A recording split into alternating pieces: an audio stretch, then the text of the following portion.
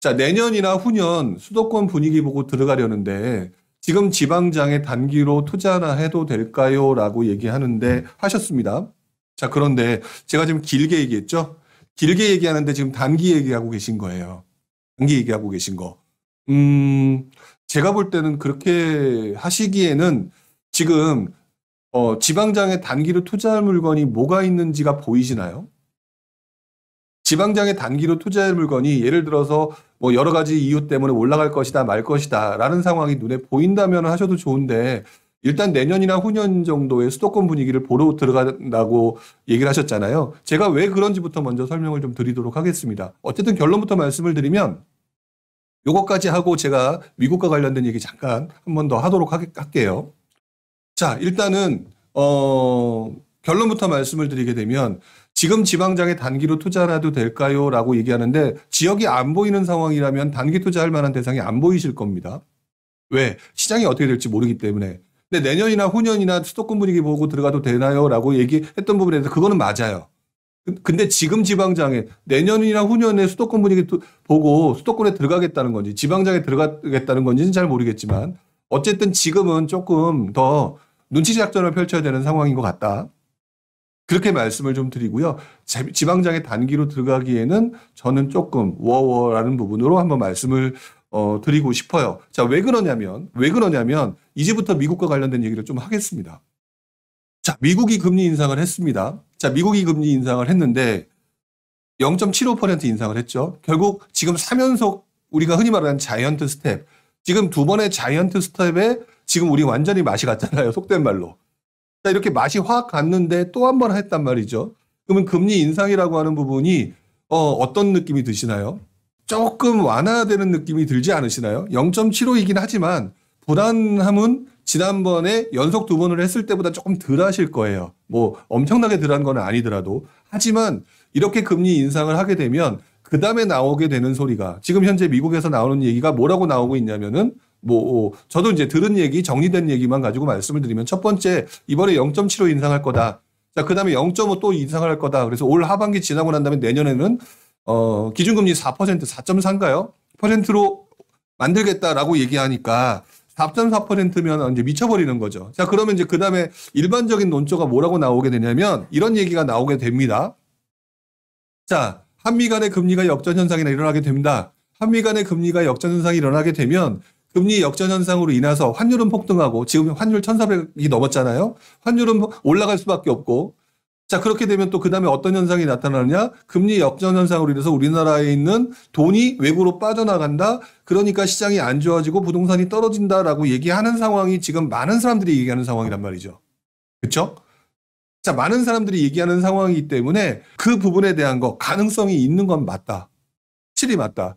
그리고 일반적인 경제학적 이론을 가지고 논리를 전개하게 되면 이 말은 100% 맞는 말이기 때문에 여러분들이 신경 써야 되는 게 맞다. 그래서 내년이나 후년의 수도권의 분위기, 후년까지는 좀 나중 문제고 내년 정도까지는 일단 좀 지켜보는 게 맞다. 왜? 우리나라도 금리 인상을 할 수밖에 없어요. 당장 다음 달. 지금 금리가 역전하면 뭐 위험하다 이런 얘기 나오죠.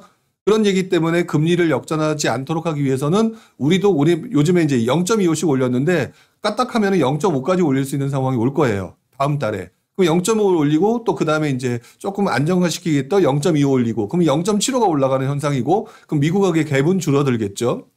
자, 그런데 미국의 갭은 줄어들지만 금리 역전이니까 우리나라가 뭐 어떻게 된다라고 얘기를 하는데 미리 말씀을 드리지만 우리나라하고 미국하고 금리 역전 현상이 여러 번 있었습니다.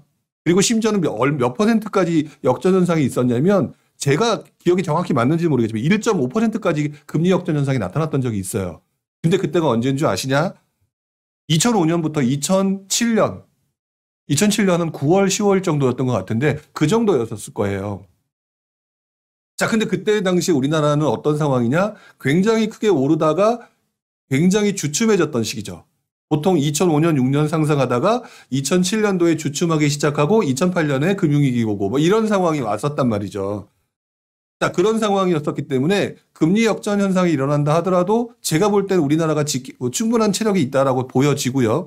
그리고 우리나라에서 자금 유출을 자꾸 얘기를 하시는데 너무 논리적으로 얘기하지 우리나라가 이미 뭐 인도네시아나 다른 그런 기타 실흥국들 과 비교하게 되면 단계가 올라왔기 때문에 돈 빼는 속도가 예전과 같지는 않을 거다라는 거는 뭐 거의 명확한 사실이에요.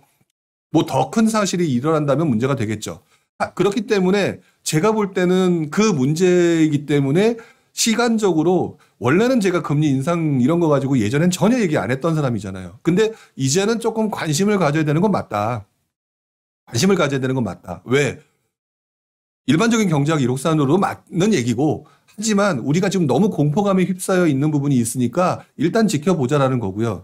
그다음에 미국의 이번에 금리 인상하면서 그 파월 의장이 얘기한 것 중에 하나가 경기 침체 얘기를 했어요. 자, 경기 침체 얘기를 했거든요. 지금 이제 물가 상승에 관련된 부분이 발생하니까 물가 상승이 일어나고 물가 상승과 일어나는 그 부분과 그다음에 경기 침체 중에서 경기 침체를 용인하겠다는 얘기거든요.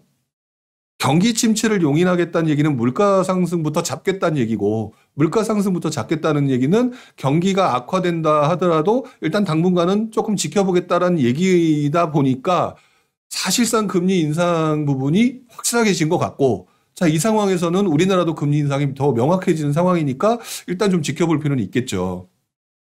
그래서 지금 쉽게 안 들어가는 게 맞다라고 보여지는 거고요. 그래서 저는 투자라고 하는 차원에서의 그 세부적인 부분은 지역별로 들어가도 돼요. 공급 부족이나 이런 걸 다 따지고 보면. 하지만 큰 그림으로 보게 되면 내가 그런 거 잘 모른다 그러면 잠깐 이렇게 하는 게 좀 맞다고 얘기하는데, 문제는 그 다음이에요. 부동산 투자는 기본적으로 단타라고 자꾸 얘기를 하시지만 기본적으로 2년, 3년 이상 하는 투자인 경우가 상당히 많습니다. 자, 그 정도 투자를 하게 된다면은요, 우리는 2, 3년 후의 상황을 지켜봐야 돼요. 왜? 내가 매도할 때잖아요. 그쵸? 매도할 때이기 때문에 매도할 때를 생각하잖아요. 지금 파월 의장이 경기 침체 얘기를 했다는 얘기는 내년도에 미국의 경기가 침체될 가능성이 있다라고 하고 그걸 용인한다는 얘기고, 실업률이 4.몇 %인가까지 인정하겠다라고 얘기를 하고 있습니다. 그럼 경기 안 좋아진다는 얘기거든요. 그럼 그 다음 스텝이 뭐냐면 결국 금리 인하예요. 금리 인하로 간다는 거죠. 그러면 중기적으로 조금 보게 되면 금리 인상의 스텝은 내년도에는 한동안 이어질 것 같고, 그 다음 스텝에는 그 해에 또 다른 어떤 스텝을 좀 봐야 되고, 시장 상황을 보겠지만 실업률이 올라갈 거 예상하고 있고요. 그 다음에 경기 침체 예상하고 있으면 그 다음에 하는 행동은 물가 상승이 잡혔다는 가정하에, 어느 정도 잡혔다는 가정하에 그 다음에 나타나는 현상은 금리 인하로 간다. 그러면 우리나라 역시 그것의 영향을 또 받겠죠. 자, 그런 부분을 생각하게 되면 저는 금리 인상이 시장에 굉장히 큰 영향을 주는 시기에 접어들잖아요. 원래는 제가 그동안 계속 얘기 안 했다고 말씀을 드렸는데, 그런 부분이 그렇게 크게 영향을 미치지 않다가 영향을 미치게 됐을 때는 그때부터는 신경을 써야 되는데, 그때부터는 시간을 길게 봐야 돼요. 시간을 길게 보고 내가 매도하는 타이밍 시점에 금리가 인하가 될 수 있을까 없을까. 근데 저는 개인적으로 금리 인하한다고 봅니다. 이미 파월 의장 자체도 그렇게 얘기했던 것 같아요. 4.몇 %까지 올린다고 했다가 그 이후에는 3.9 뭐 이렇게 뭐 얘기했나요? 제가 얼핏 지금 보고 들어와가지고 그 얘기는 결국 금리를 그 이후에는 낮출 수 있는 가능성이 있다. 그러면 우리나라 시장이 안 좋아지는 상황이라면 다시 우리나라도 금리를 인하하겠죠. 실제로 제가 그동안의 사례를 보게 되면은 뭐 2008년에 금융위기 가서 금리를 낮췄다. 이거는 그냥 너무 특별한 상황이니까 제끼고 일반적인 상황으로만 얘기하게 되면은 어느 정도 경기 침체가 일어나게 되면은 자연스럽게 금리 인하는 나타나게 된다. 자, 금리 인하가 나타나게 됐을 때 자연스럽게 금리 인하하게 되면 돈이 다시 외부로 나오면서 도는 상황이 되기 때문에 이 시점이 굉장히 투자하는 사람 입장에서는 그렇게 나쁜 부분은 아닌 것 같아요. 자, 그래서 아까 좀 전에 얘기하셨던 그 우리 캐럿맘님이 말씀하셨던 내년 후년이나 수도권 분위기 보고 들어가도 되나요? 라고 얘기하는 부분에 대해서는 그래서 지금 조금 보고 들어가는 게 맞다라고 말씀을 드린 거고요. 근데 거기다 대놓고 지금 지방장에 단기로 투자 하나도 되나요? 라고 하는데 그 지역이 명확하게 움직임이 있을 만한 모멘텀이 존재하는 것들이 보이지 않는다면 저는 개인적으로 모르는 분이라면 들어가지 않고 조금 여유를 좀 부리는 게 낫다. 보실 수 있다면 그런 쪽으로 좀 보셔서 지방장에 들어가시는 게 낫다. 하지만 단기 투자의 개념으로 들어가기에는 지금 시장이 상당히 불안하다. 이렇게 말씀을 좀 드릴 수가 있어요.